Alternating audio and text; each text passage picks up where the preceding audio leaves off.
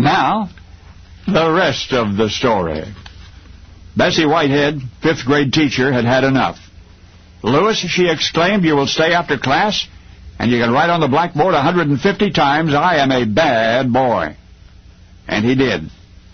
Now, Lewis was not really a bad boy. He was simply a prankster, a cut-up-a-class clown. But as a teen, Lewis fell in love with a bad boy's sport, boxing. It was a Patterson, New Jersey neighbor, Johnny Lane, who initially inspired him. Johnny was on the fast track to fame as a prize fighter, tremendously impressed by Lewis's natural ability. "Get yourself a manager," Johnny Lane advised, and Lewis did, his friend Abe Green. And then Lewis picked a striking new last name for himself and started training. Conservative parents would disapprove of his career move, so Lewis beseeched everybody he knew who knew not to tell Mom and Dad. And through 10 triumphant professional fights, nobody did. Then one day, Lewis's Uncle Mike went to Lewis's father. Uncle Mike said, "Hey, I have tickets for the big boxing match in Ringwood tonight." Lewis's father, Sebastian, shrugged, "So?" But Mike went on to explain that though he realized Sebastian was generally uninterested in sports, there was this new fighter, Lou King, whom everybody was talking about. Lou King, everybody agreed, was coming on strong in the fight game, and he was boxing that very evening. Sebastian, rather than argue with Mike, said okay, he'd go, and imagine his surprise when the fight announcer that night called the name Lou King, and into the ring climbed Sebastian's own son.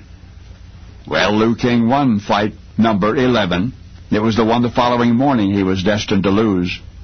For by the time the victorious but battle-scarred boy came down to the breakfast table, his mother, Helene, had heard all about the night before. To Helene's credit, she did not shout, nor sigh, nor cry, but she expressed her sentiments this way. To Lewis, she said, "Do you remember when you were in the 5th grade and Miss Whitehead was very upset with you?" Lewis nodded. "You remember what she made you write on the blackboard 150 times?" Lewis remembered.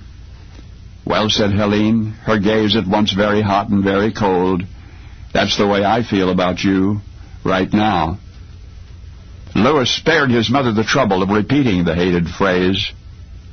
"I am a bad boy," he offered quietly. And that was all anybody ever said on the subject thereafter. It was plenty. Lewis never put on boxing gloves again, but the self-deprecatory sentence that he had to write so many times on the blackboard for Miss Whitehead was to follow Lewis everywhere he went for the rest of his life.